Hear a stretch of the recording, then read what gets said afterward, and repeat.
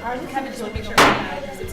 We're going to call this board meeting to order for August, not August, we're not Zooming yet, so I can say August.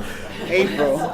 It is not August yet. I don't think anyone in this room wants it to be August yet. Maybe June, not August.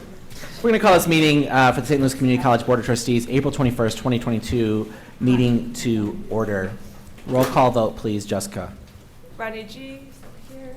Doris Graham. Yes? Craig Larson. Here. Mary Lupke. Here. Pam Ross. Here. Kevin Martin. Here, thank you. Do want to note that Mr. G has a family emergency going on, so he's not able to be here, and Chair Marshall's not able to join us today as she has a work-related obligation tonight. So thank you for that. Just wanted to let you know. Welcome, everyone. We do apologize for our tardiness. Our last meeting did go over, but it is earlier than we normally start. I think we've been starting at 6, so hopefully we will keep back on track here.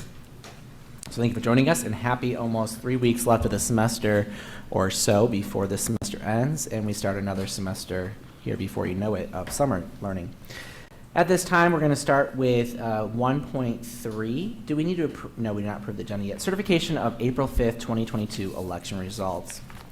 It is recommended the Board of Trustees approve the resolution, Subdistrict Number 4, whereas the Board of Trustees of St. Louis Community College of St. Louis County, Missouri, has received the Board of Election Commissioners of the St. Louis County, Missouri, certification of the results of the election for trustee from Subdistrict 4. Said election has been held on Tuesday, April 5th, 2022, and whereas the Board, on the basis of said certification, has jointly tabulated the results, which are as follows. Candidate Subdistrict Number 4, the only candidate, Dr. Craig H. Larson, total votes, 46,437 votes. Whereas it appears, we'll give him a round of applause. Oh, that's awesome. The whole town voted for you. Yes. Whereas it appears that from the official certification, from the tabulation of the results, that Craig H. Larson has received the greatest number of votes from Subdistrict 4. Now, therefore, be resolved that the Board of Trustees does hereby declare and certify that Craig H. Larson has been duly elected from Subdistrict Number 4. Said term of office is for 6 years and until his successor shall be elected and qualified. Is there a motion for approval? So moved. Second. Moved by Ross, second by Lipke. Any discussion? I'll just say that I'm a little upset that you got the H in your name because I was not able to get the M in my name, so I don't know what changed. Yeah, I wasn't allowed to at 1 year, so a little upset about that, but congratulations. There are Craig. actually 3 Craig Larsons in St. Louis County, so I've been forced over the years to use that. So. Is that Harold? No, Howard. Howard, I was close. My grandfather. So thank you. We're excited to have you back on the term. So any other discussion? Dr. Pittman announced to a meeting of the other presidents that I led the field by 46,000 votes. Do we vote on that? I think he left out that there was no opponent. That's a lot of people. But there aren't many colleges that get 46,000 votes. Not at all. Definitely, I think the school board votes that were happening drew some voters out, especially in your area that you represent. So glad to have you on the board for 6 more years. Seeing that, Amen. all those in favor say aye. Aye. Opposed? Abstentions? Motion carries 5-0. This time, we're now going to have Dr. Craig Larson stand up and repeat after me. The oath. Mm-hmm. I guess we'll go over here. Should we do it by the flag? Yes, we'll do it by the flag. Gonna take his picture. I guess I'll say more than that. I do solemnly swear I do solemnly swear that I will support and defend I will support and defend the Constitution of the Constitution of the United States and of the State of Missouri, the United States and of the State of Missouri. and that I will faithfully conduct I will faithfully conduct myself in the office of trustee of the St. Louis Community College. in the office of trustee of St. Louis Community College. Congratulations. Thank you. Yay. You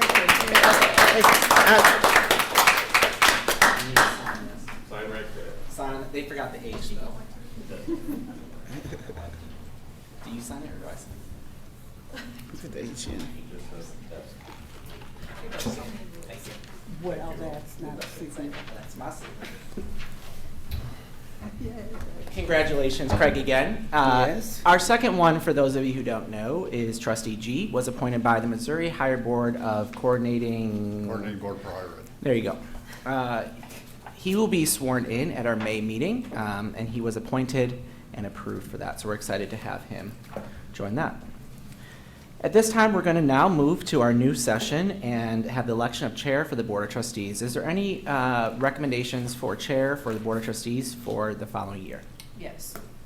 I nominate Dr. Kevin Martin as president because you can see that he is diligent in looking at all of our policy issues and really keeps us on track and speak some of those incredible reasons for holding board meetings. So on that basis, I would like to nominate Dr. Kevin Martin.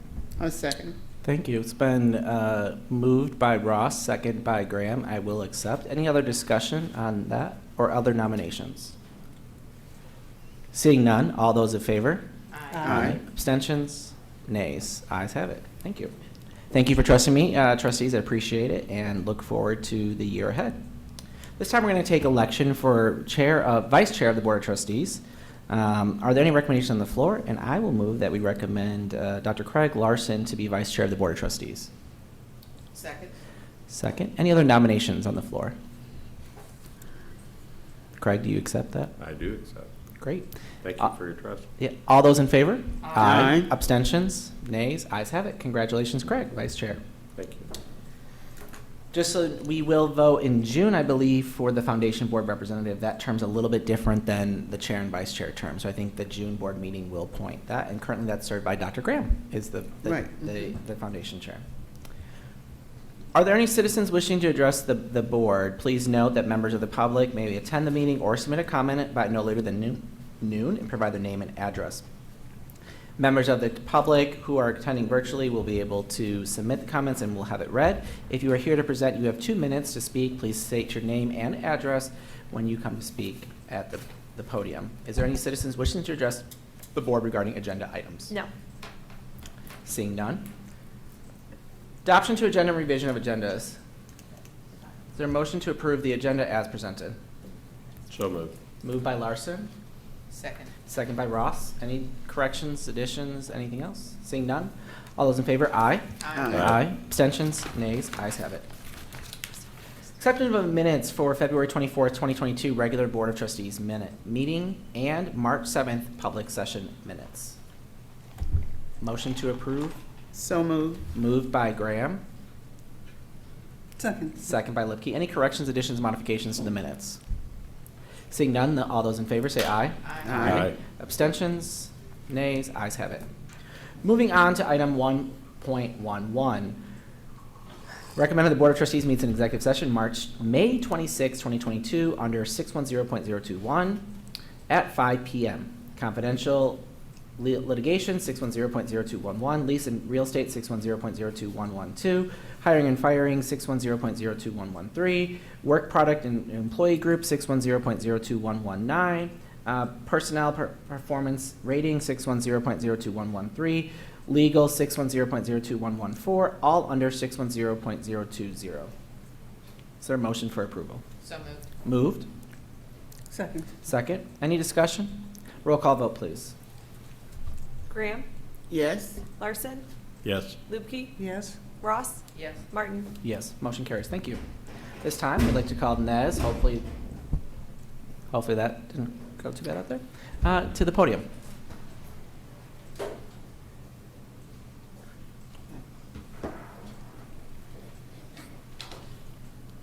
Hello. Hello. Let's set this here so I don't drop it. Okay. Thank you, Mila. Okay. Good evening. Good evening. evening. How are you? Fine. Chair One of our Martin. favorite speakers. I hope so. Yes. Chancellor Pittman, trustees, students, faculty, staff, and guests. I'm Nez Savala, Communications Manager. So tonight's honorees are being recognized for their innovative solutions to district-wide issues encountered during the COVID-19 pandemic. The first honorees created a special project that earned the STLCC District Innovation of the Year Award. STLCC's libraries staff created the Racial Justice Film Discussion Series to support the college's focus on diversity, equity, and inclusion, and to stay connected with STLCC students and communities during summer 2020 a time when the country was dealing with the beginnings of the pandemic and the social upheaval that occurred following the death of George Floyd.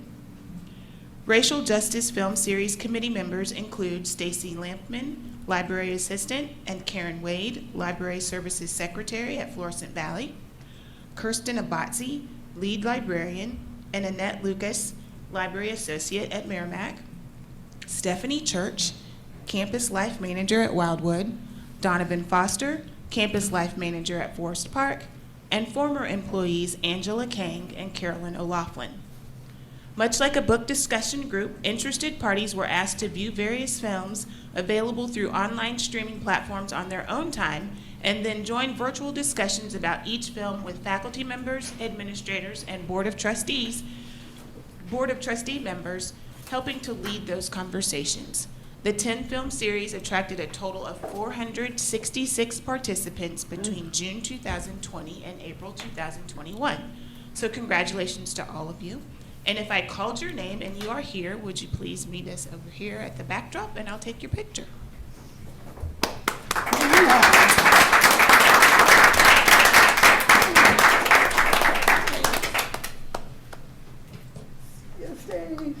Yay, we get to My take favorite pictures actress in person. in my room.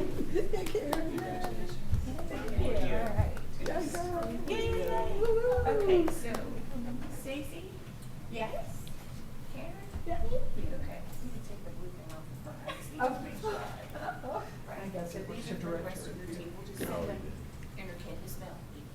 You stand there, I'll stand here. Can I take pictures? Should I get out of the way? Oh, no, you're fine. All right, here we go. Everybody say STLCC. Say it a little louder for the cheap seats in the back. Thank you.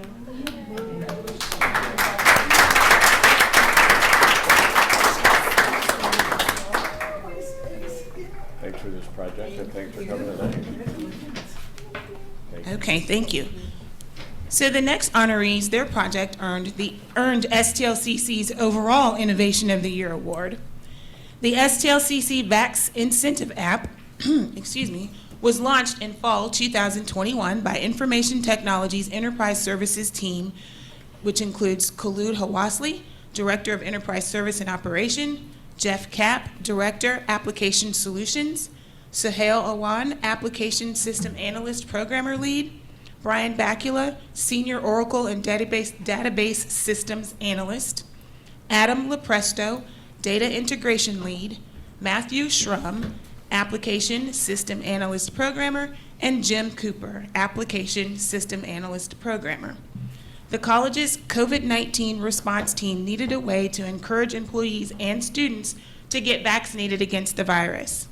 A monetary vaccine incentive program was implemented, and the team developed the Vax Incentive app through the existing STLCC mobile app that allowed participants to quickly, conveniently, and securely provide proof of COVID-19 vaccination. The result is a 67% increase in confirmed employee vaccinations compared to pre-incentive numbers, and a 235% increase among students. So congratulations to all of you. If you are present, please meet me back here and I'll take your picture. Wow.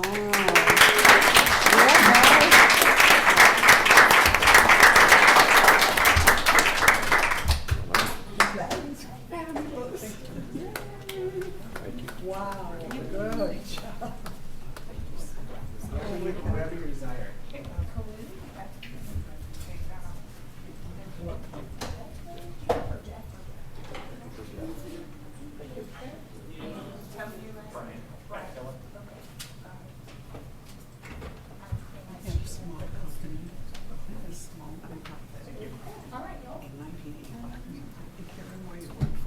Really? 3, 2, 1, smile. And one more for good measure. Thank you very much. Oh, that's a good picture.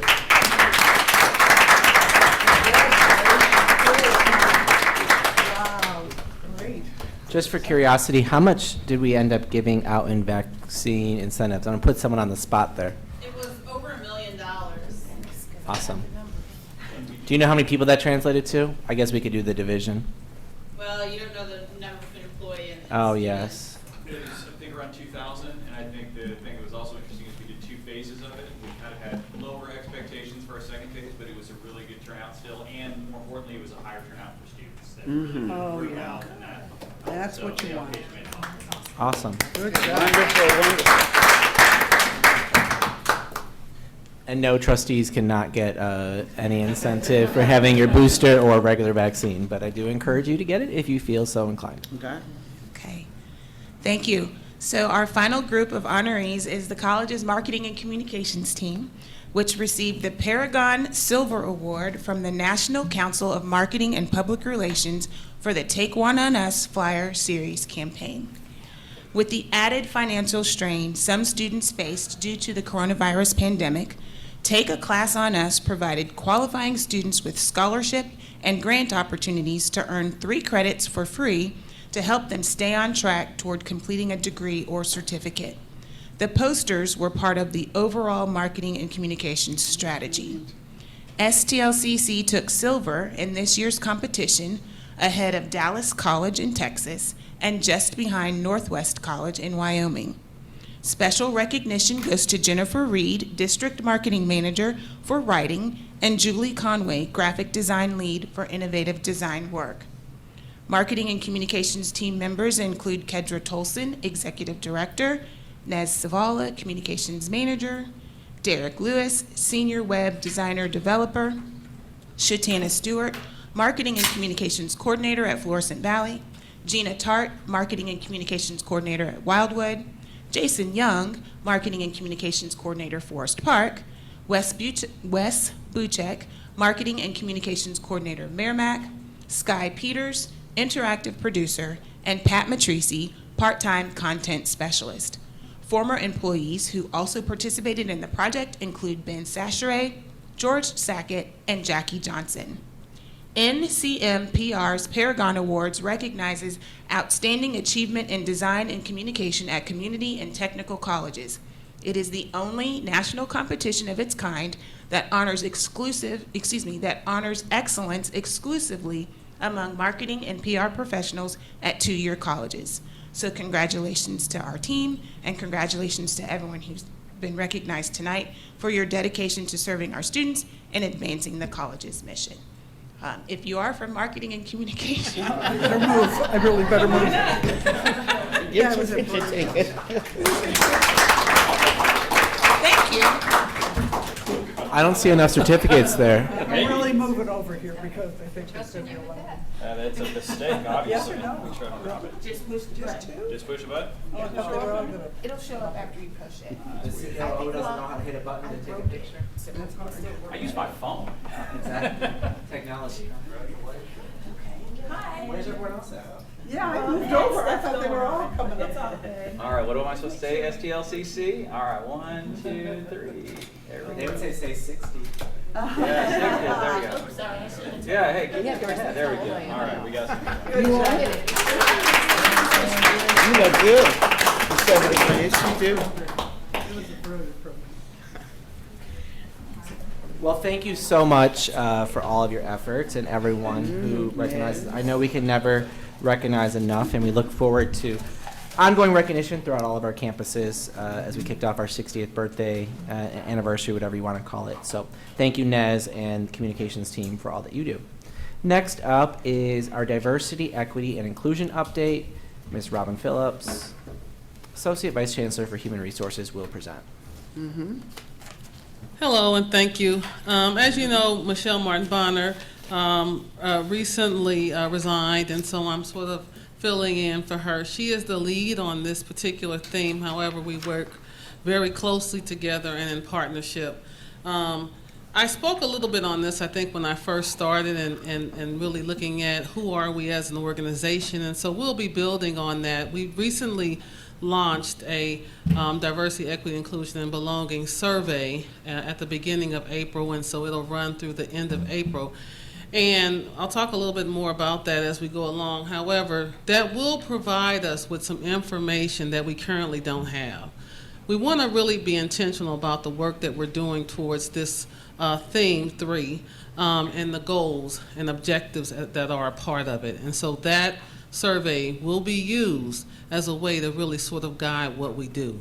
So some of these activities may change based on the feedback that we get.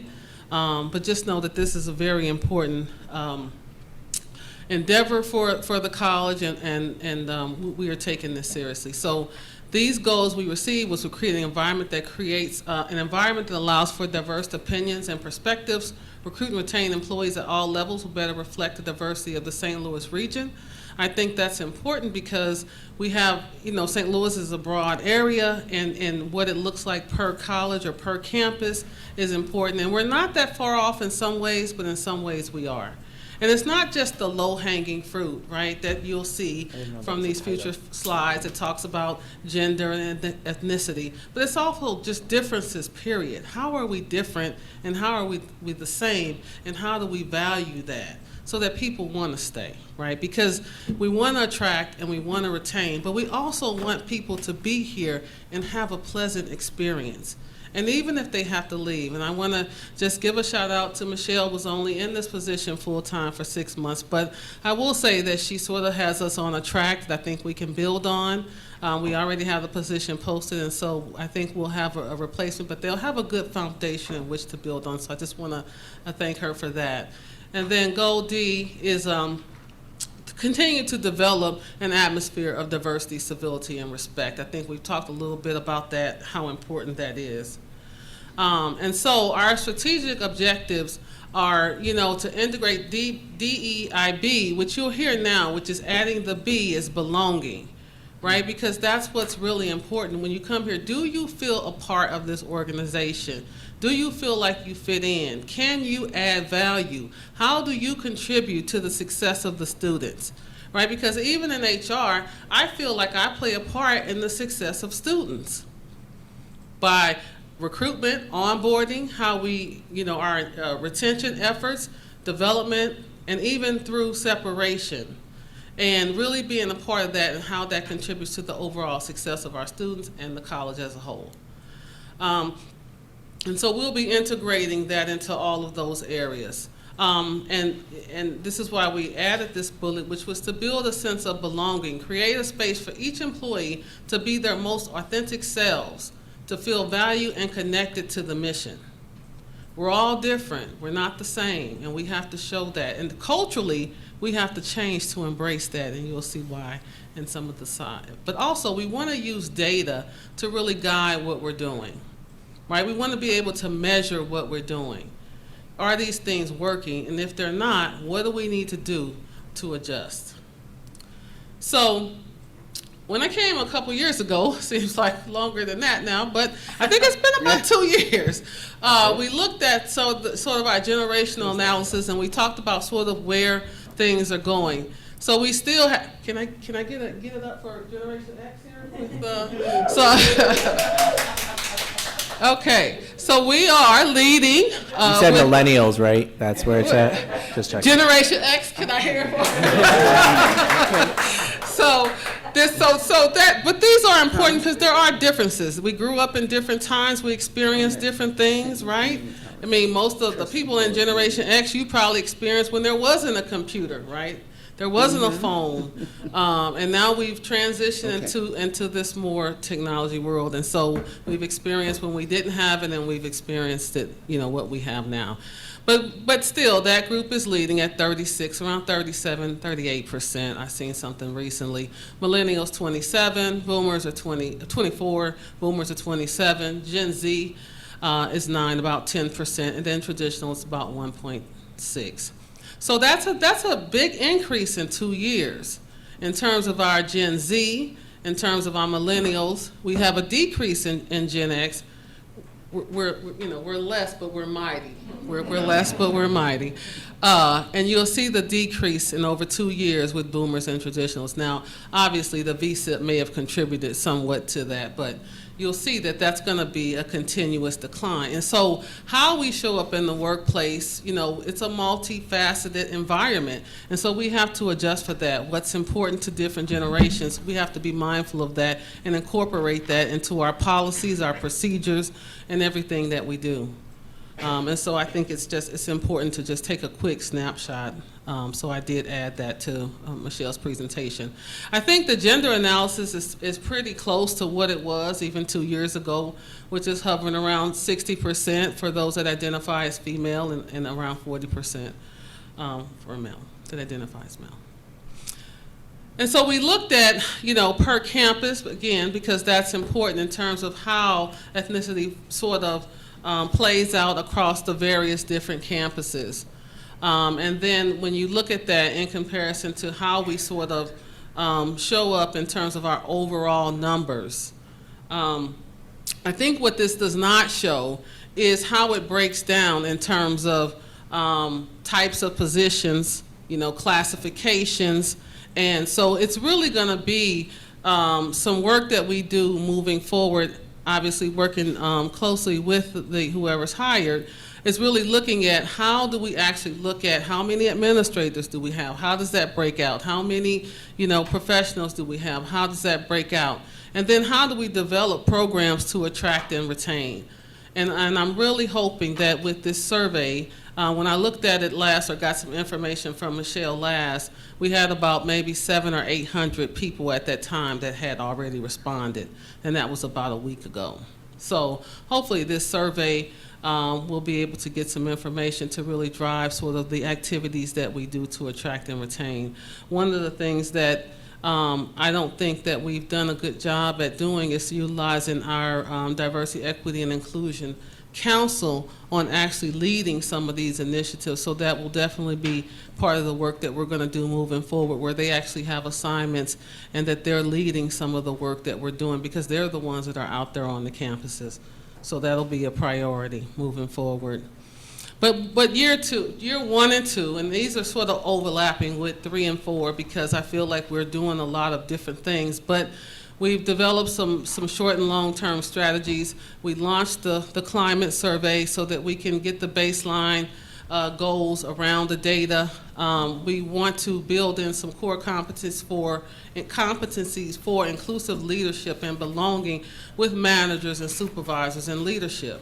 What does it look like? How do you help people? Because you can say, let's be inclusive, but what does that really mean? How do you help someone on your team, come in, understand the culture, and also help them know that they can be a part of changing what's not working? Right? How do we empower people to show up in that way? And so I think that's some of the work that we all have to do. This is not just one person or myself or the person we're hiring, but it's a commitment, and I think we've done some things so far to align with that one. I think the board, was it last year, that we passed the civility policy. And so that really takes a stand that says this is how we treat each other. How we treat each other matters.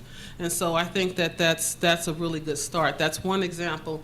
Another example is really looking at how do we onboard people and how do we support them to be successful. We don't hire people to let them go. We don't hire people for them to leave. We want to make sure that they have the support and the tools to do so. We've recently created, it's in a draft, but we've created a 365 onboarding plan to ensure that there's 30, 60, 90, 180-day intentional check-ins that managers have with their direct reports, so that no one gets lost. These are complex jobs here, and they're hard, and it's a lot of work, and people do that every day with dedication and commitment to our students. And so it takes a lot of work to help them be successful. So we want to put some tools in place that'll help managers with doing that. And so we have a lot of work to do that. We've hired a new training specialist, Katie Kelly, and she's putting some really great things in place to support us. I talked about utilizing the council, and also we've launched employee resource groups. I think we have about 4 of those started, and I've gotten some requests to add some additional groups. They have charters, they have, I'll give you some more information on that, but they're up and running. And so we want to plug into them in Michelle's absence so that they know that they're supported. But we have 4 or 5, I believe, that are already started. So in year 3 and 4, we want to then build on our cultural competencies. Hopefully by after 1 and 2, we sort of have an idea of what that looks like. We understand where our shortcomings are. And so now we want to build on this and incorporate more of this into your actual performance. It's a part of your overall evaluation is how you show up as a person. Cross-cultural trainings, compelling topics, and meaningful engagements is just some of the work that we're doing. So, I won't bore you with that, but some of our updates is we have the DEI annual report scheduled for this year. We have updated STLCC diversity webpage. I think that's in the making. We're working on constantly working to improve the new employee orientation and the new hires experience coming into the college. DEI-focused recruitment efforts. We've recently hired an executive HR person who is over talent now, and so she's really looking at how do we intentionally go out and recruit, how do we show up in the workplace in terms of that. When people look at our ads, do they see diversity? Do they know that this is something that's important to us? And we've increased the DEI courses in safe colleges, and I don't know if any of you had a chance to look at the STLCC library. That has DEIB resources. It's awesome. It has many resources there. I'm not sure who all put that work in. I'll have to find that out. But I recently went out there and was looking at that site, and it's really a great tool. So there's many things that are happening. And then finally, we have some of our engagement, of course, is we do with the Hispanic Chambers of Commerce. We participate in some job fairs and things like that, but we want to look at how we increase our engagement with that group. The Urban League is always an organization that we work closely with. MCCA engagement, Michelle did a few presentations this past year. She was listed as one of the Missouri Diversity Officers in Higher Education. We want to continue that relationship. We're a part of the Anchor Network, the HR leadership group, where we look at inclusive practices across St. Louis, which includes both public and private institutions, as well as other higher ed organizations. I'm a part of that group. That's an awesome group with really great work that's happening. And then this list actually lists the actual employee resource groups that we have. So you'll see that, there's a lot of work. I think that's the last one. There's a lot of work that's happening in that area. Don't fret. We will continue moving forward. Michelle and I work very closely on this goal, and so we won't lose too much ground on this, but I think we're heading in a really good direction. It would be helpful at some later point, once we get the results from the survey, to actually come back and sort of share that with you, and then sort of identify some plans that we have to sort of address some of the findings that we see from that survey. So, any questions? I'm happy to. Thank you so much, Robin. We're going to do a whip around for questions. Dr. Graham, any questions? No, it's clear. Ms. Ross? No.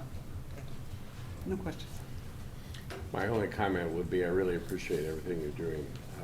The more we can align our staff to the students that we're serving, in my opinion, the more likely it is that our students will show up, feel like, yeah, these are people that I can relate to, and they're going to help me take some next steps in my life. And that's what we're all about, is giving those students success and completion in the various programs and certificates that we have. So, and I've been impressed by monitoring what you guys have done over the last 2 years. This is really good work.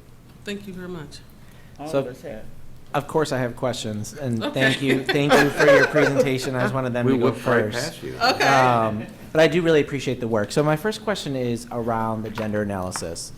Was that self-reported? Did we report it? Self-reported. And do we allow for other genders besides the two that are there for them to identify as, or is it only collected as male and female? It's only collected as male and female, or they don't have to identify. So there's 3 options. So there may be like 1% that's what would be listed in our current system as unknown, but it's really that people chose not to identify. And I would just encourage us to continue to look at expanding those options. The other thing is we're thinking about lots of construction and facilities work. How many of our facilities have gender neutral, single-use bathrooms in all the facilities, and making sure that that is kind of one of the easier ways of helping people navigate spaces that they feel safe in. And then with that, as I know we're going to have a lot of construction projects going on, to have this department come up with, to me, some questions that facilities folks would be asking to ensure that our spaces are inclusive. I don't think they can be part of every planning meeting, but certainly to Hart's department, what are things to make us think about to make sure that we are building spaces that are inclusive, having sense of belonging, such as gender neutral bathrooms? I know there's a myriad of other things out there. Sure. That I even think about breastfeeding mothers and things like that. Those types of things, and making sure we have in all of our spaces, what would be a list of questions that facilities should ask in every project to make sure we have some diversity, inclusion, and belonging items incorporated in as we're going through tons and tons of projects? Now's the time to do those things. Yeah. Well, I know a guy that does facilities. Oh, hard. But I do want to say a little I do want to say a little bit about the gender neutral bathrooms. When that came up maybe about 1.5 years ago, and there was a lot of work in trying to make or increase the number of gender neutral bathrooms. There are some limitations with some of the facilities, but I think that Hart can probably cover that. Was there anything else before I did step have one on? other question for Okay. you. So seeing a big shift for Gen Z, I think it was, and what are things that are on your mind that we're going to have to change to be able to recruit and retain that population group to be employees as you're seeing that shift happen? Because the values of what that group might want may look very different than what boomers and other people wanted. So what I know 2 years ago we offered now maternity leave, which is an attractive thing. That what are some things, or is your department thinking about other Sure. things that the board might need to change policies on in order to meet those needs of the today? I think I could probably, if I knew how to work this, I could go back. But I think by adding the belonging piece, I think is what the attempt is to really address different, generations within the workplace. Because as we're looking at what's needed, there is a lot of support, mentorship, guidance that's needed for people that are coming into the workplace. And so I think we're trying to really capture that and sort of develop. That's why we sort of developed the 365 model of supporting people coming in to the college new, right, to ensure that they get that support. So that's one of the things I think that you'll see. But really looking at what does it really feel like to work here, right? Do you have to walk across campus just to get to a gender neutral bathroom, right? That wouldn't be a positive experience for someone. So those are things that we're looking at with intention. And I know that, with our new buildings, I know Michelle, I don't know if she was working with someone, but those are things that we are mindful of. You talked about a survey, but is there and I like surveys, so it's not that, but do you have groups of employees that we can sit down and talk to at campuses and kind of make sure that they know we care about these issues? And we may not even know their issues, right? I mean, that's why you ask people, is that what? Right, so I think what should we be paying attention to? Absolutely. And I think we could utilize our employee resource groups that we have. That would be a good group to reach out to, right? Because they're already engaged. They've initiated sort of these groups that they're in. These didn't come from us, right? These came from the employees when you see these employee resource groups. But what makes these groups special is that we're here to support them in any way. But certainly we could bring all those groups together to talk about what's working and what's not, and really looking at some of the data, we can go to them and say, hey, this is the data that we have, tell us what this means to you, and really start somewhere. It's work, right? And we have to sit down and listen, and then develop plans from there, so. Not to be negative, but to be honest, we know we got some work to do so that we might be a competitor in the Post-Dispatch Best Place to Work. That's probably what the board would love to see, How do we get people to really like being here? That's a good goal. Hart, do you want to talk about the facilities piece? Thank you, Robin. And I'd actually say, like your COO would like to actually have that as well. So just a comment, I appreciate the question there is, for the new buildings, that's almost the easy part. We're already thinking about it. We do have the list of questions that's going in, as you saw in the new building at Forest Park, that's already there. And the nice thing about us working with the number of design teams, the number of construction managers we are, is there's a lot of people who have best practices and good ideas, and so we're getting all of that. And so that's a really nice mix.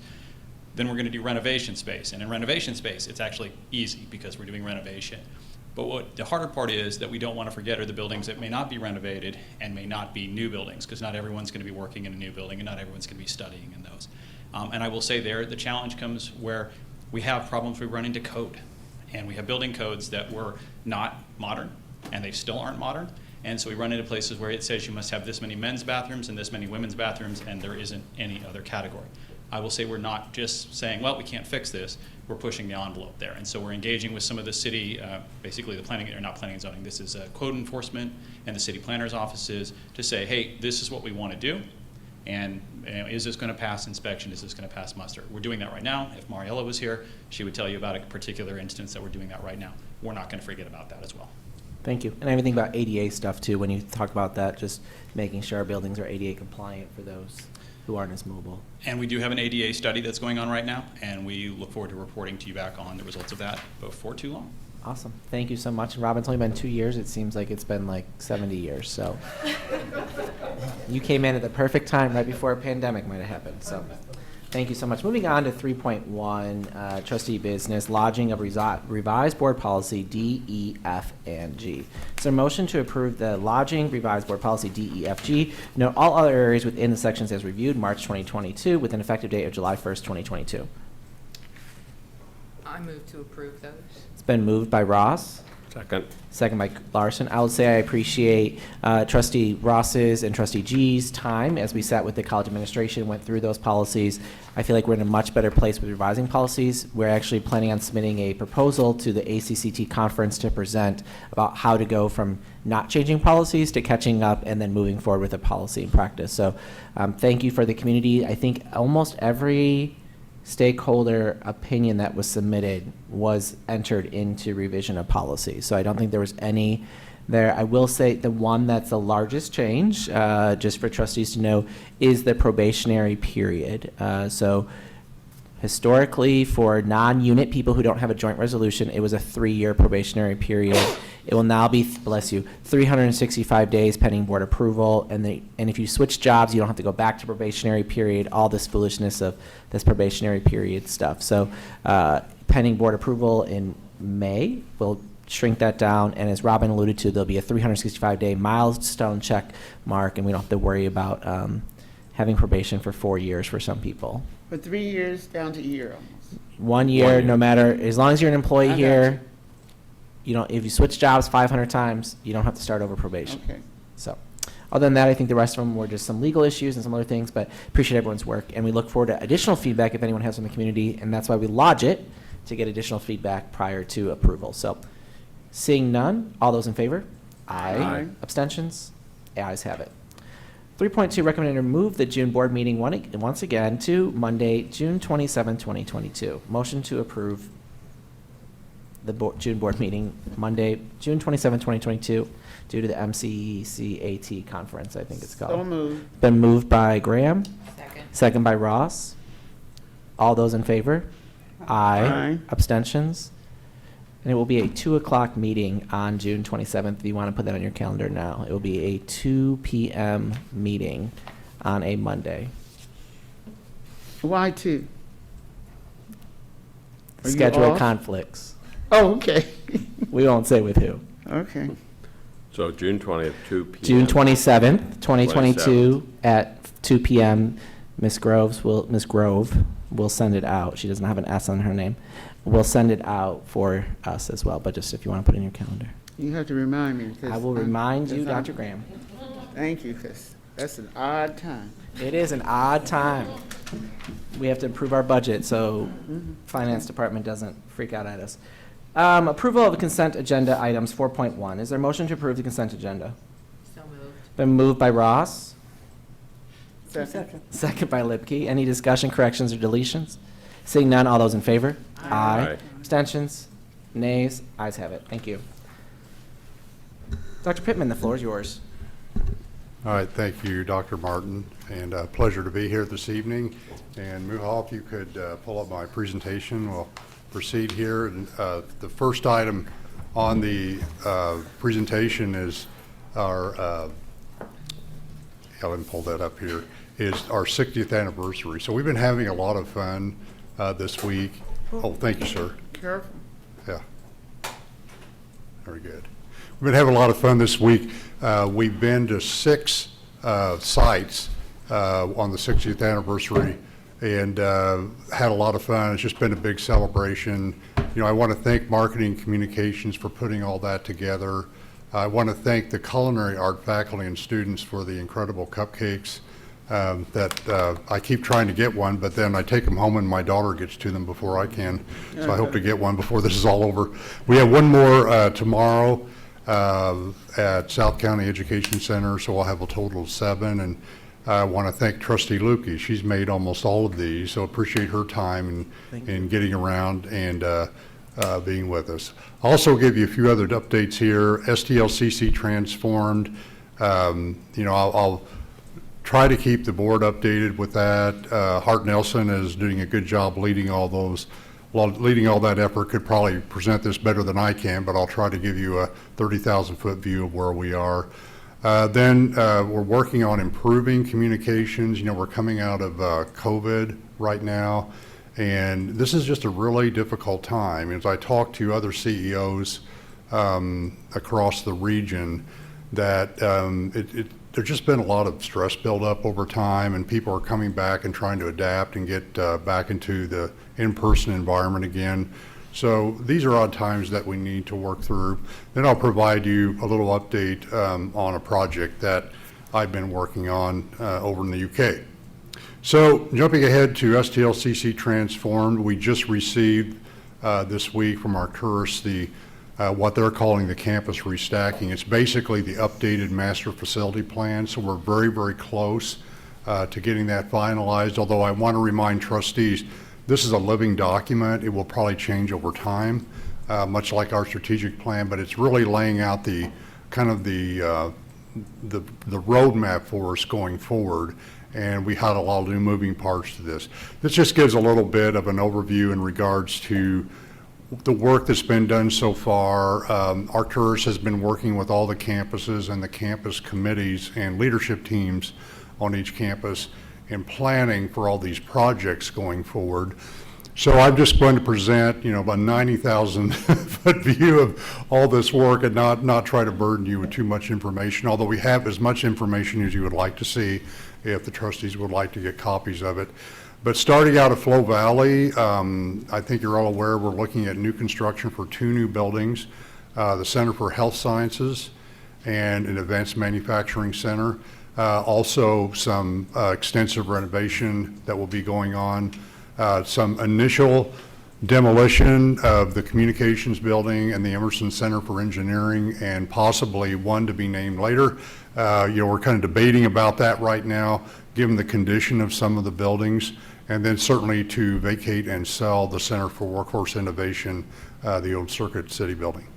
So this is kind of an overview of priority projects that will occur. We're hoping to see both these buildings done by fall of '24. So a lot of moving parts. We're really kind of jumped out of the box with the health science building because of the benefit of knowledge of building a building very similar to that at Forest Park. So we're moving forward with the architect there. You can see the layout of this campus, and I would draw your attentions to buildings number 8 and 9. Building 8 is the administrative center, which is highly suspect for potential or demolition. Building 9 is the old instructional resource building, which is a very unusual design, and we're trying to figure out do we keep that building or not going forward. Here's a variation. We have several variations for some of these projects. You'll see that building 9 disappears and we create some green space. Of course, then we got to decide in the interim what to do with things that are in building 9 or the instructional resource building. And you see someone had the concept there of a third building at the Flow Valley campus, third new building, which is something that we consider and look at. We're still pursuing additional funding at the state level. We have $20 million that we've got in a bill that's part of an ARPA fund. I serve on the Department for Higher Education Advisory Committee. We met yesterday, and it looks like they're going to have quite a bit of money next year. And they had put a cap of $10 million on requests for next year. And a couple of us jumped on, and those of us on the advisory committee, they're from 2-year and 4-year institutions. I made a motion to move that to $20 million, and that the group accepted that, so that's going back to the governor's office now, because we could very well get another $20 million in fiscal year '24, providing the funds are still available next year, and it looks like they're going to be. So we could, I mean, if we're fortunate at the state level with this year, that's going to pay for half of the new healthcare building. If we're fortunate again, you know, we get to identify which building we would want to apply additional ARPA funds to. You know, we're very blessed. You know, the governor asked me when I was with him on a trip, do you have matching dollars? I said, well, we have $400 million in matching dollars. We'll take everything that you can give us. With all these construction projects, there couldn't be better time for these federal funds that are available now that require a match. So we're watching that very closely and very, very helpful about the future. Forest Park, relatively straightforward. We're looking at a new transportation and logistics center there. Hospitality Management and Business Center would be the second building. There's all kinds of renovation opportunities at the Forest Park campus. I was pleased yesterday at our 60th anniversary celebration. The librarian there stood up and she's like, "Hey, wait a minute! You're making all these changes to libraries. What about us? We don't be stuck in this old building we have." So we're talking about moving that facility to a 21st century library environment going forward. So I really appreciated her speaking out. We do plan to demo the existing hospitality studies facility and then vacate a couple of buildings and sell them or whatever we end up doing with them. This just shows, you know, a thumbnail sketch of where these new buildings would go. The transportation center down to the south. We would be, Hart Nelson and I are working hard to secure some grant funds to pave the truck driving program lot and make that cement lot probably 25 inches deep with the cement so it never breaks up. Because the current lot's all broken up, it's asphalt. And you can see where the hospitality management building would go just south. What looks like it's building 11, that's the new building, the healthcare building. So that would just go south, and those would be dramatic and much improvement. I get so excited when I go on the Forest Park campus because it was such a unusual design, and we're off to a great start with the healthcare building and what we have planned, but even, you know, things like the old plaza, the opportunities we have there, and all the grant money available right now. I mean, we might, you know, I think that campus is just going to look completely transformed when it's all said and done. And there in Building 12, the PE building, we're moving right ahead with construction of the new child care center and new workout facilities.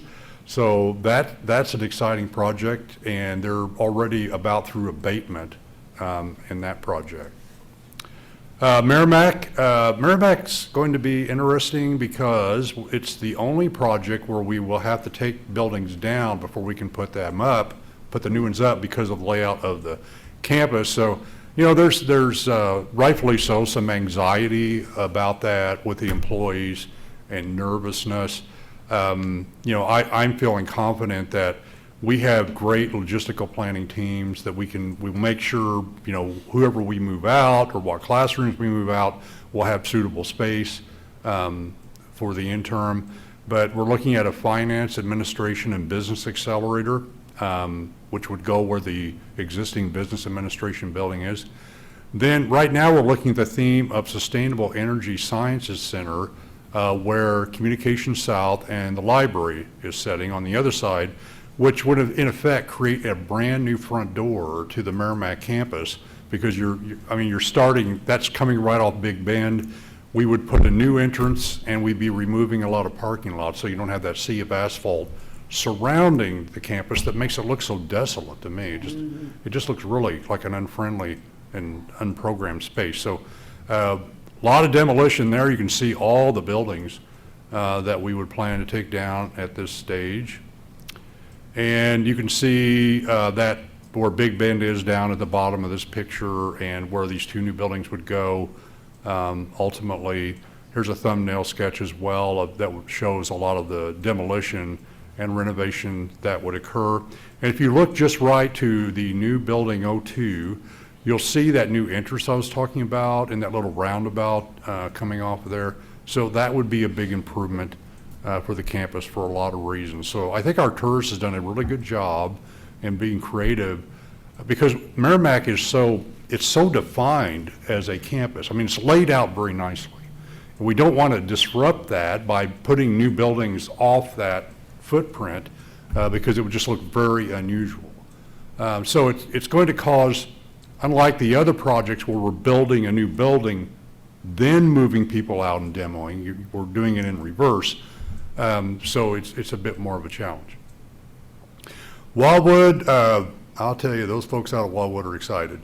They got two new projects we're looking at out there, the Center for Health Sciences and the Center for Technology Studies, and some renovation within the existing building. Although that building, which was done, I think, in 2007, really modern looking for today. I mean, they did a tremendous job with that building. Award-winning building. Yes.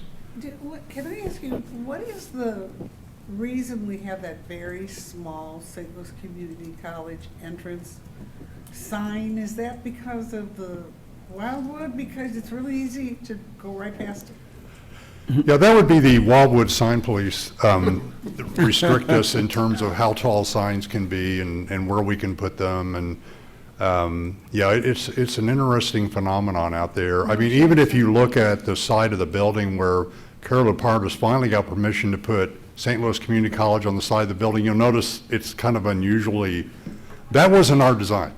That was to meet coding requirements for the city of It's Wildwood. easy to go by and go straight to the YMCA.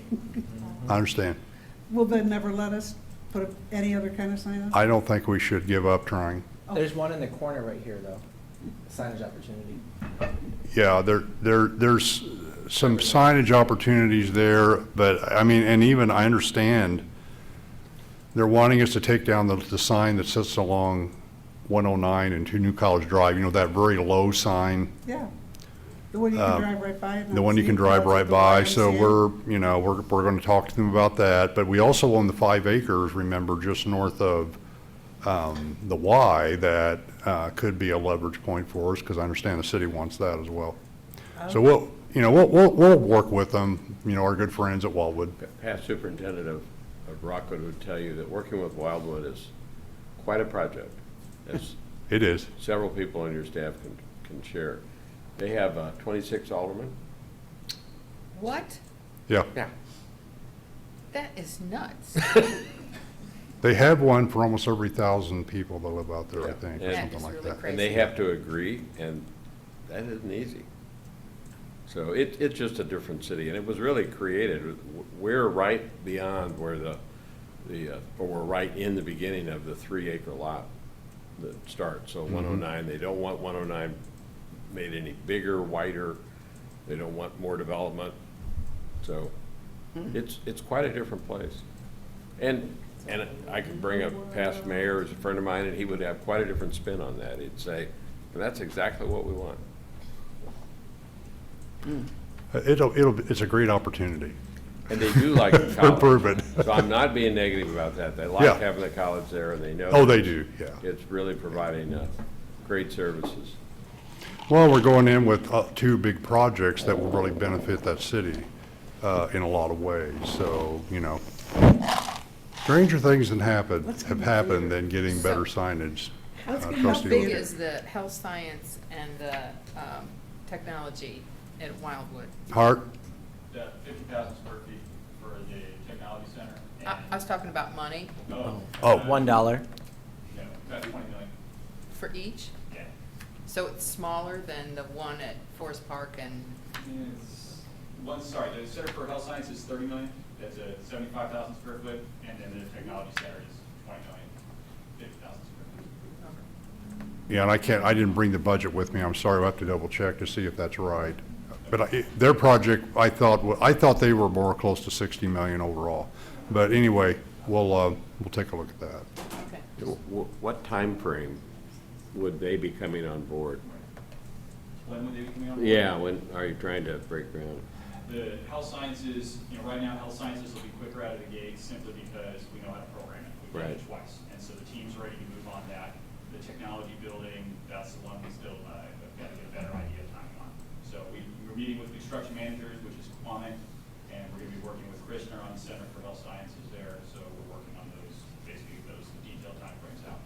But, our intent, we put a Gantt chart and a timeline, which the chancellor may have in here, 2024 occupancy, and that's still what we're moving forward. Yeah, and what I'll say will make Hart really nervous.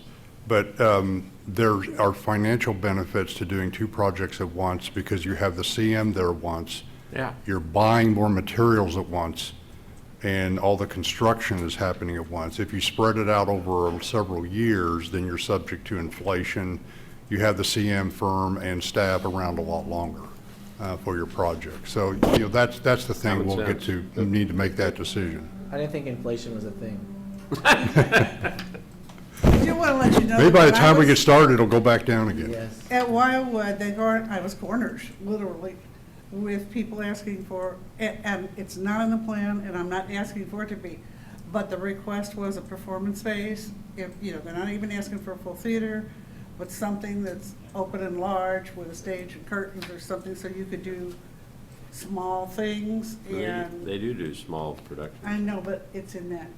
Yeah, little no, tiny- I'm supporting your thought. Big not my meeting, thought. something like that, yep. I'm just passing the message on. Okay. Although I think that community might like things being done in a small performance space. Yeah. And the Chamber of Commerce, I was involved in that a long time. We use that campus quite often. I mean, it's a great spot. Yeah, we have, if you think of where we might end up with that healthcare building, or the other building, technology building, what we did on the 4th floor of the new building at Forest Park, there's a nice space there, that, multi-purpose type of space that, Yeah. I think would fit within the ballot language that we propose to the taxpayers. Yeah. For the Center for Health Sciences, just curious, is it at 3 floors or 4 floors? Likely three. The challenge there, so what we're looking at now is we just redid nursing in the main building. And so we've had the conversations with the program and with the deans of, do we want to move that? And they're like, no, we love the space, we want to keep it there. So what we'll likely do is leave nursing where it is, and so then that Center for Health Sciences will probably be the 3 floors there. And we'll put in some general labs, which are also needed. In fact, I had Dr. Parks I had on earlier this week. They're looking for those general labs. So we'll just basically kind of shift a couple of things there. It'll still be very STEM focused and primarily health focused. So a lot of it that we'll have there will be imaging, and our plan is to put kind of our advanced imaging education and training at Wildwood. So we'll have some of the things there. Just out of curiosity, not saying to do it, but would it be possible on a 4th floor outdoor rooftop type meeting multi-purpose space, which might be cheaper if it's just flat with just a rail to look out? Because there's a lot of pretty nature out that way to look There at. is. But Yeah, we that said- might be cheaper than a 4th floor totally, but something that would be useful to have an outdoor space, have Wildwood board meetings there, Board of Aldermen meetings there with all 26 of them. Just a thought. You could easily double the enrollment at Wildwood when you open this healthcare building. I think it'll happen. Yeah, I think it'll- you'll fill every seat in that building. Okay, where are we? Well, we've got the construction management firms identified, as you know, and it just kind of laid them out there for you where they are. Architects, we've identified architects now for the transportation building at Forest Park, the health building at Flow Valley, the financial services building at Merrimack, and the health building at Wildwood. And we're going through the remaining process, RFQ, RFP process for the remaining buildings going through. So we'll get those architects defined relatively soon, Hart tells me. And I did want to mention, we have 57 other renovation projects going on right now. That's it? So there's a lot of stuff going on across the district. And then I called Trustee Ross earlier to let her know we about finished with abatement for the new child care center. And I mean, that's really getting to be exciting. That is going to make that building so much more useful and functional. And we had at the 60th anniversary celebration yesterday at Forest Park, somebody asked, "Are you going to ever improve the workout facilities here?" I'm like, "Yeah, oh yeah, we are. We meant to do that all along." So it's going to really be nice there. I did want to just share a couple of the images. These are just kind of block images of the new building at Flow Valley. And this is the healthcare building. You can see where it sets. Those roads toward the top of the screen is 270 in Pershal. So you can kind of see that's a 4-story building and how it will be laid out. And just give you a couple of images of it here. So, and we do have quite a bit of elevation to deal with right there. You don't realize how much that ground drops until you kind of drive on and walk the property a little bit. But that's going to be very visible. Chance to put up some good signage that you can see off 270. Yes, absolutely. The building itself is going to be terrific, terrific signage. Lights like Forest Park. So I've had people at meetings that I've been at complaining that the library is closed. I keep saying, no, I'm sure it's not. We're just renovating. No. I mean, I get that. It's sort of regular. No, we're not. Our plan is not to save 1962 libraries. Yes. So the libraries of today, and there are a lot of best practices we can use. So like at Merrimack, the plan is to take down the old library building, and it's just a building that the library happens to be in. It's not a library building. Yes, I understand. So the new building, one of the 2 new buildings that will go up there will contain a modern library that is more of an instructional resource center where students have access to tutors and librarians that can guide them to digital content and how to get to things. We'll still have physical books if they want books.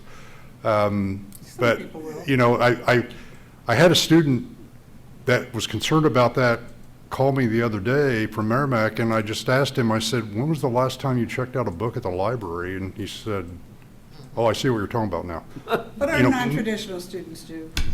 Yeah, they very well may, but what we've done at the Wildwood campus now, we've moved what stacks they had into a storage room, so the librarians out front, they can direct students to the digital. If they want a hard copy of a book, they can go back and get the book. But I don't know if you just want to build space where you're just stocking books. Yeah. That's a lot of money. Yeah. As much as, these construction costs we're looking at are at least $400 a square foot now. I don't know if you want to build space to set books in. So there's a lot of different ways you can get students information this day and Will age. there be a librarian on every campus? How are we going to do that? Yeah, nothing's going to change with staff. Change. Yeah. Oh, no. No, we're not taking away staff or librarians or anything like that. But I think I'm right that the Wildwood, I don't know all the ins and outs of this. The Wildwood Library's always been staffed just slightly differently. You have a librarian, but they've always been sort of student-friendly, They walk are. right up and Yeah. somebody asks, you can get your question answered almost immediately. Yeah, I met the person staffing the library at Wildwood at our 60th anniversary there. She's just really excited to be there. She's actually on a second career now. She's retired and came into this situation, so she's having a ball there with our students. So, I hope that answers your question. Yeah, have we worn out every construction and architect in town? Not That's a yet. nice list we saw up there. I hope so. Those are good firms that we've all Yeah. heard of over Yeah. a long period of But time. everybody's really busy, aren't they? They are. It's going to be a challenge from a logistical perspective on a lot of things, materials and labor, because everybody's so busy. That's why we want to move quickly. I know, again, I make Hart really nervous, hurry, hurry, hurry. But I know if you don't get in line, Right. it's going to take a lot longer to get this done, and likely prices are just going to go up, and interest rates are just going to go up. Right. So, that's kind of the, I just want to add that at Florissant Valley, they have made the roads, Purcell and Dunn, one way. And so the fact that there's not two-way traffic coming in to college, because there's a large bus stop and a large bus rider population, is really going to promote safety, among other things. But change, and that construction, I had been out there for a long time, it's almost done, it's close to. Yeah, it's getting there. I was there yesterday. It's come a long ways. They still got a ways to go, but. But it's gonna change the whole complexion of how students enter and exit the campus without outside traffic That's right. interfering. It's really. We actually had a fairly long set of discussions because there was some controversy about how that was all set up. And one of the ideas that we threw out at the time might be relevant, which is, should we have a set of shuttle buses of some kind?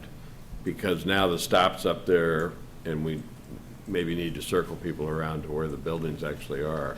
It could be a long walk. I think we should still consider that.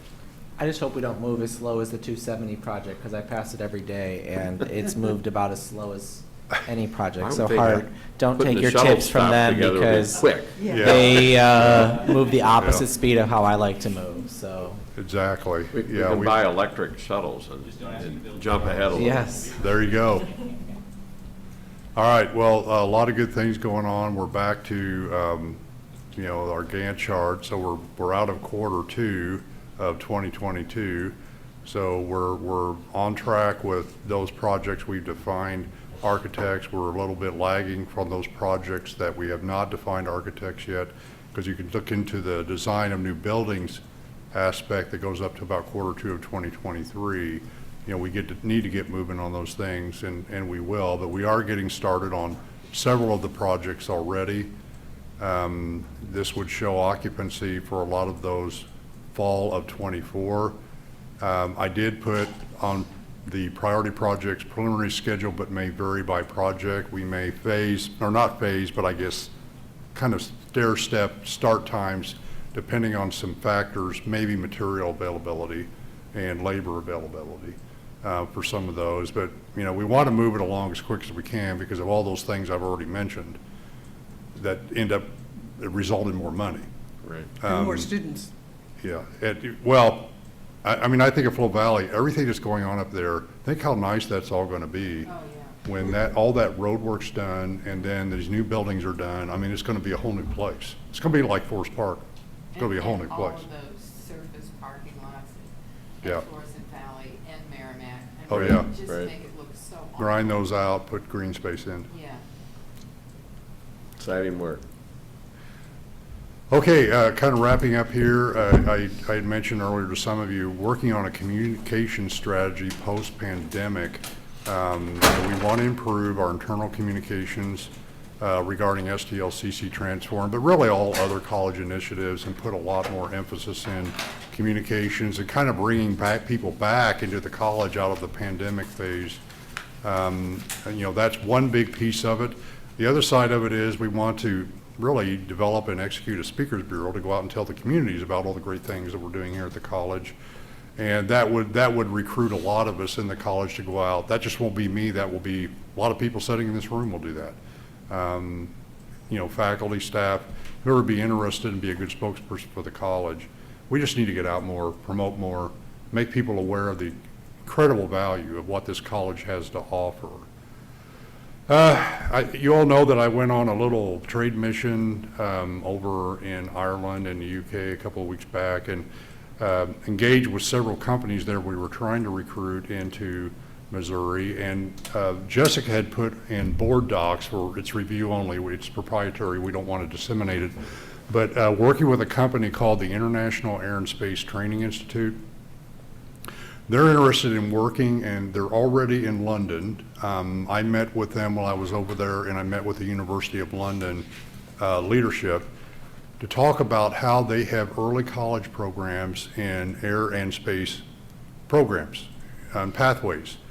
And, they not only have early college, they're wanting to expand over into adult pilots or adult pathways in pilot training, engineering, and air traffic controller. So I think there's tremendous demand in these pathways. I think we'd have a lot of K through 12 districts interested. Yes. So I'm working with this company. They are a startup company in the UK. The CEO of this company he's a former CEO of British Airways. So he's an interesting person. He's got a lot of ambition. He understands the challenges the industry's having now with canceling flights, finding pilots. Trustee Ross, you can probably relate to this better than anybody with, you have a I do daughter. have a couple things to say about Yeah. pilot training.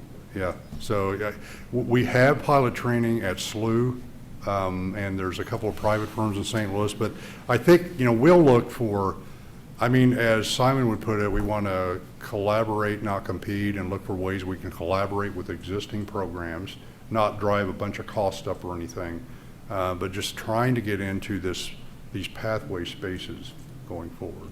So we're really excited about this opportunity, and I'll keep you updated.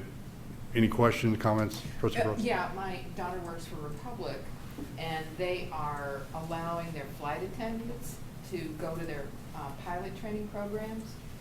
My daughter doesn't think of a lot of that because they flunked out a lot of them because, like she says, this isn't an easy, this is about being decisive in the moment and having, the maturity, and she says you spend a lot of time in your head thinking about what could happen and what could go wrong. And she had a mid-flight engine failure as a very young captain. So, Wow. she did that landing, but most of the flight attendants think that because they know pilots and they know them personally, that it can't be that hard. And so they're not really making it. So I know that the industry is really stretching because, pilots have to retire at 65, and they moved that from 60 to 65, and they're still really short of pilots. So, and a lot of foreign nationals used to come to the U.S. because gas prices were cheaper here. And so I think that they've maybe not let as many in at SLU as they used to, which is where my daughter went. So anyway, there's just a lot of stress to get pilots trained, And you can't train them overnight. and you can't Takes several. Like she's got first officers that she knows are never going to make captain because they just don't have the, I guess, not moxie, but the intelligence to really be in charge of that. It's kind of a natural, I think anyway, it's a natural pathway to work with our K-12s and say, because 14-year-old kid, much less a 16-year-old kid, can probably say, yeah, I'd like to be a pilot. Yeah. We'll put them in situations where they find out if that's really an honest And then I'll talk goal. to them about why you don't want to be a pilot, but.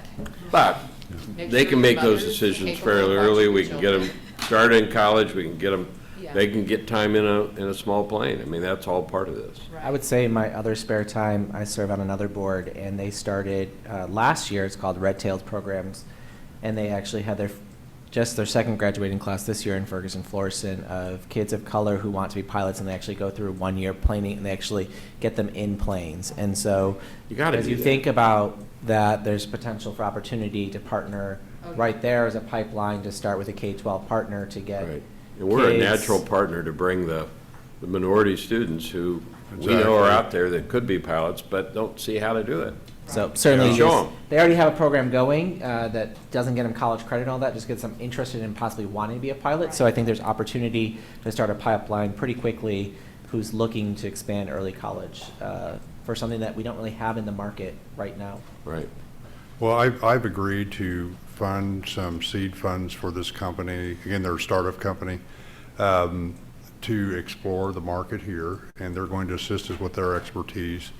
And I like their approach in London. They literally start at the kindergarten level to start telling students and parents about careers in air and space.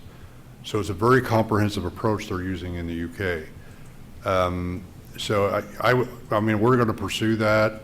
There's so much going on in the district right now. It's been hard for me to get to this, but I'm energized, and so is the CEO over in London to try to get something started over here in the U.S. And the really big component we have here that's attracting them here is Boeing. I would think. Boeing actually gave them 100,000 pounds to start in London through Accelerator X. That's their startup component of Boeing. And with Boeing here in St. Louis, and with the success we've had with the training we were done with them, Boeing endorses the training that this company is doing, and they train to Boeing specifications on the aircraft. All these different pilot programs train to different specs. You find out, you just can't believe how complicated this all is. But they train to specs of manufacturing and how these aircraft are made.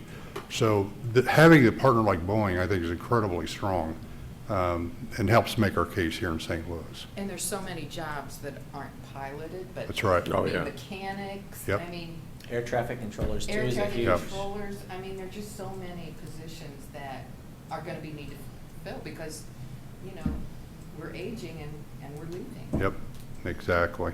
I think there's going to be, if we really look forward and think airlines and all of that, but, I'm thinking space.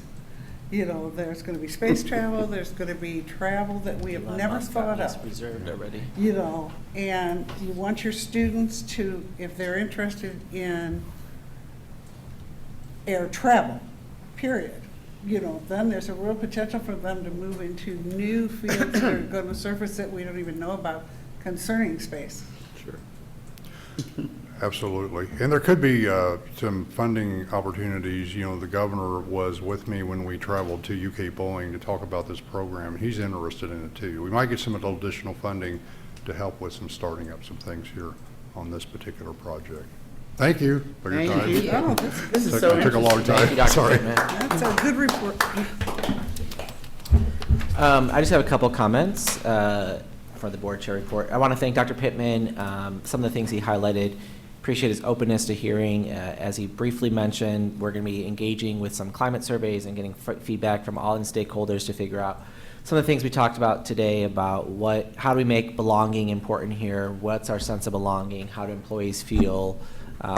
Stakeholder groups getting feedback about things, looking at how we continue what we started during COVID, recognition, how do we recognize and keep employees feel appreciated throughout. So I appreciate Dr. Pittman's openness to take action quickly to address some of those things that just come up of how do we continue to assess to make sure we have data that supports our employees are happy. This is a place they feel belonging at. This is a place they would recommend to their friends to work at because our employees are the messengers to our community. And so thank you for that, and thank you for the conversation to get that going. So appreciate that. Want to let you know I look forward to us all convening before our next board meeting again on Saturday, May 21st for commencement, if I have the date correct. We will be back in person again on Saturday at 7 p.m. I can't wait. Correct? 7 at Shavitz Arena. So we will be meeting, and then that following Thursday is a board meeting. So just want to make sure we all know that we'll be seeing each other before the next board meeting. Please be there. If you can make it, we would love to have you all there. And we look forward to having an in-person commencement ceremony again for our graduates. I assume we'll allow past ones to come if they want, or is it just this? So anyone who's missed from the previous one to this one will be able to participate in the in-person ceremony to this year as well, if anyone who wants to walk across the stage. So look forward to that. Other than that, I don't have anything else. So we will go to citizens. Good luck on finals, by the way. Good luck on finals. And good luck on enrollment for summer and the fall, as we'll be having a board workshop on that in May. So we look forward to that work on that. So citizens desiring to address the board regarding other concerns. Jessica, do we have someone? Yeah, we do. Joe Furlong? Joe, welcome. Please state your address. When you get up there, you have 2 minutes to speak. If you go over a little bit, we may give you some additional time, but we have 2 minutes. Sure.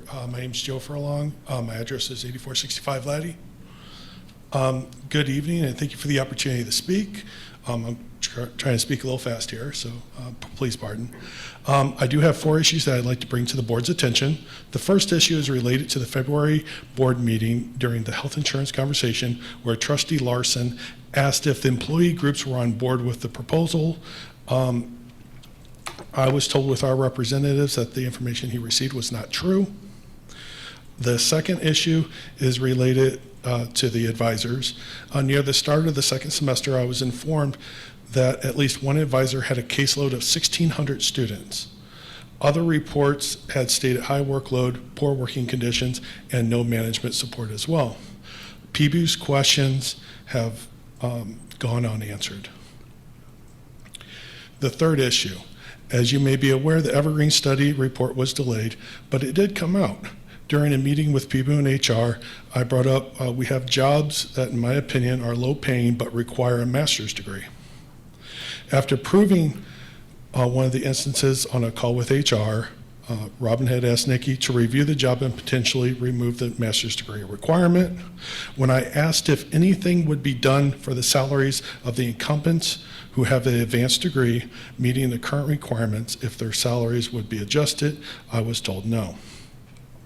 It has been months now, and I have not received a status update on the review of the jobs. The fourth issue. Months ago, I had reports in the CDLC that people weren't allowed to take vacation. In email excerpts, I have available if you would like.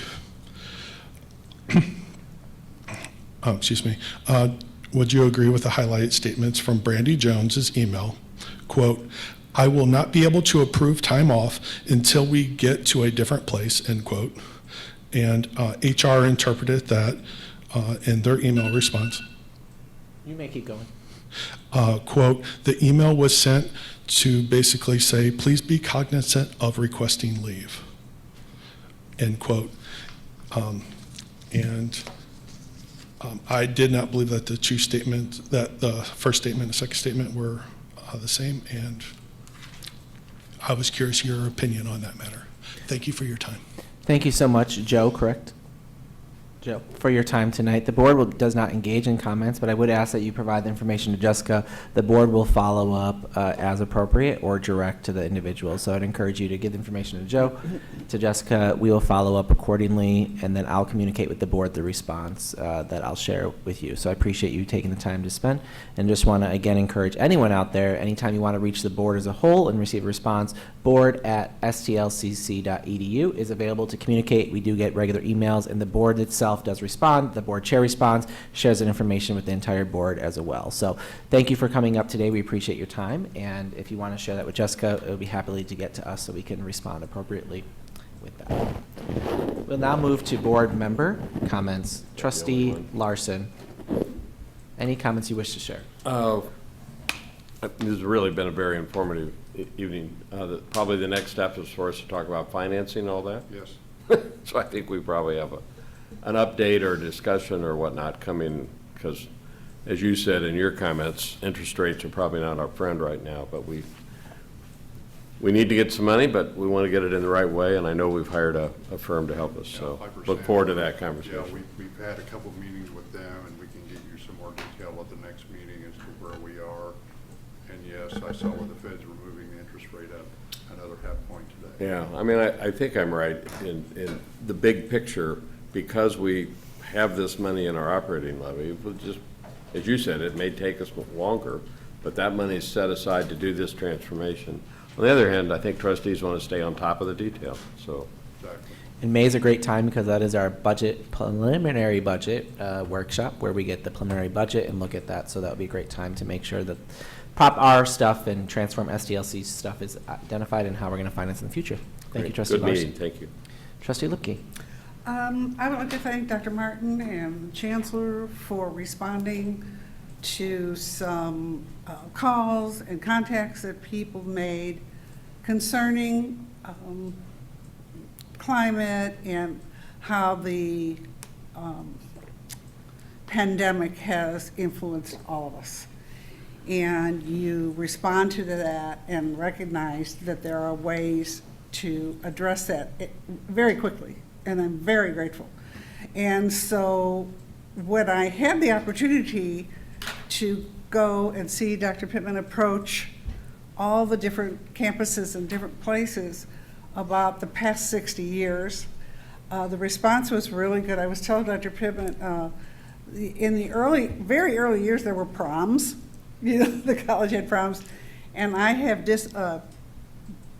yearbooks from the Services for Disabilities, which was called Project Ability then. They actually put together yearbooks and had pictures and, you know, dances and all kinds of things. And to see how from that very as wonderful as it was just past high school experience, to what you all are talking about tonight, the opportunities for our students, and talking to the people. I was lucky enough to stay and be able to visit or early on talk to people before the presentation.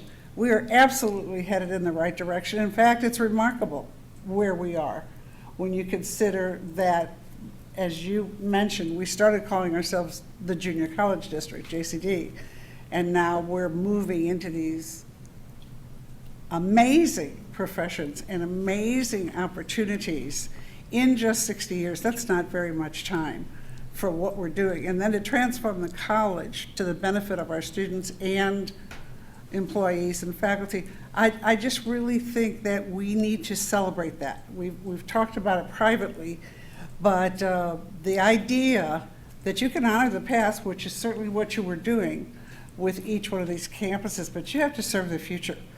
And when you think it's not where you start, it's where you finish, we're not even close to being finished. So I'd just like to support the concept that this is a time for celebration. Thank you, and thank you for going to all of those to represent Oh, the trustees. my pleasure. So thank you for that. Appreciate it. Dr. Graham? Thank you. I had to write down what I wanted to say because I talk too much. Number one, thank you for allowing me to attend the Urban League annual dinner. It was excellent. It was a sellout, and I got an email, said I have an extra ticket, and I got on the phone, called somebody, said, yeah, I'll go. And then I got another email, said, disregard that first email. I have a second email. I got 2 tickets. You want 2 tickets? And I called another person. Yeah, my son-in-law and my baby sister accompanied me, and we had a wonderful time sitting at the table. Awesome. And people were so nice. And I want to thank all of the presenters tonight. All of you were just excellent. Oh, my God. I said, am I in the room with the right people? Congratulations to my friend over there. I mean, you got more votes than the governor. That's not true. Well, Let's not get that close. in proportion, yes, you did. And then I want to say I am excited about all the things that are going on at the community college. I mean, the early childhood, oh my goodness, everything. And see, you don't know, I got 4 hours worth of A at Cahokia College over in Illinois, because in Ferguson, Florissant, they had this program, and they had it for teachers also. So I joined that even though I was in the city, and went to the simulator out at the college and learned how to fly. Challenger Can you Center. imagine me flying? Yes. Well, I did. My mother said, now what are you going to do next? But I did. Okay, and then the last thing, Speakers Bureau, if you're going to do that, I'm in on that, okay? Okay, good. All right, okay, I can do that. And then the other thing is I want to congratulate our board president, chair, is it called the chair? Yes, technically. Congratulations again, because evidently you love doing what you do. Thank you. Thank you, Dr. Graham. Appreciate. Trustee Ross. Well, I also would like to thank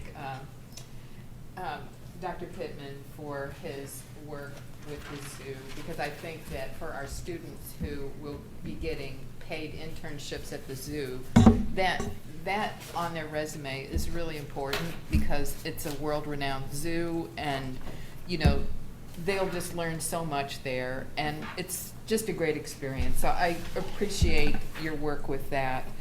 And then I want to thank Kevin for his policy review, because I find that very tedious and not very interesting.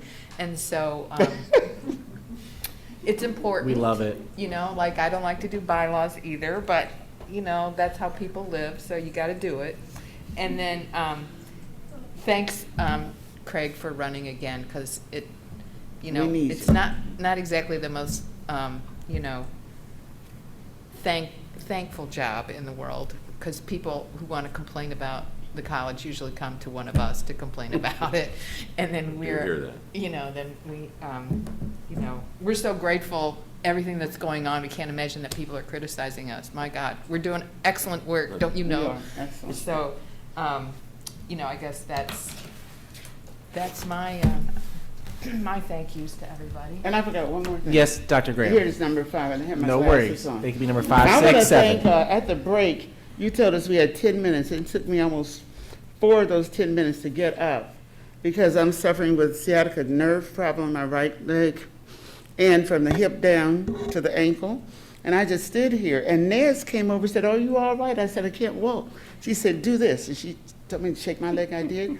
And like magic, I started walking. And she said, "I'll go with you to the Is she a doctor bathroom." now? No, she's a runner. A runner. I She found knows that out. all the She knows all the she tricks. knows how to take care of her legs and everything. And so I've been sitting here just doing this underneath the table. So when I get ready to get up again, then I will be able to walk. So thank you, Nez. Dr. Graham, I look forward to cheering you on at the next St. Louis Marathon since you're going to be training with Nez. So thank you for that.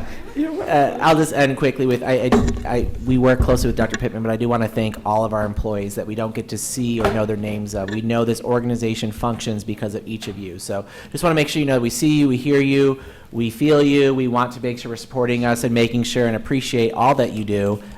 Truly, we get to see the work most closely of Dr. Pittman, but I know he speaks highly of all of the employees here because he knows he can't do it himself either. So thank you for all that you do, whether you're here in the room. We do appreciate everything that you do, and we look forward to continuing to meet our mission one day as we will achieve our mission and then come up with a new mission. So Kedra does not want a new mission anytime soon because that means more signage and marketing, but we will stick with the core values and the mission vision we have for now. So with that, is there a motion to adjourn? So moved. Moved by Ross, Second. second by Larson. Any discussion?